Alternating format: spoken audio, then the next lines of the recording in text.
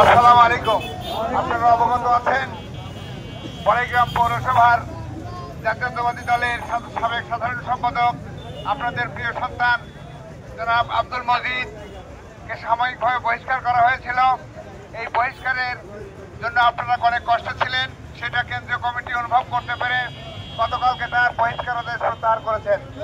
আপনারা জানেন ইতিপূর্বে এই এলাকার যারা রাজনীতিকে নিয়ন্ত্রণ করেছে, যারা জাতীয়তাবাদী দলের জন্য জেল খেটেছে, সুদীর্ঘদিন বাড়িতে ঘুমাতে পারেননি, আমরাও ঘুমাতে পারিনি, আপনারাও ঘুমাতে পারেননি, এভাবে কথা বলতে পারেননি, সেই অধিকার ফিরে এসেছে। আমরা সময় দীর্ঘায়িত করতে চাই না। আপনাদের সন্তান আপনাদের কাছে পৌঁছে গেছে, ইনশাল্লাহ আপনারা তাকে নিয়ে থাকবেন। সামনের দিনগুলোতে আমরা ঐক্যবদ্ধভাবে সকল অপশক্তির বিরুদ্ধে প্রতিহত করবো ইনশাল্লাহ। আর এই প্রত্যাহার সংক্রান্ত ব্যাপারে আমাদের যিনি রাজনৈতিক গুরু ধন্যবাদ জানাই। আমার বক্তব্য শেষ করছি। আসসালামু আলাইকুম রহমতুল্লাহ।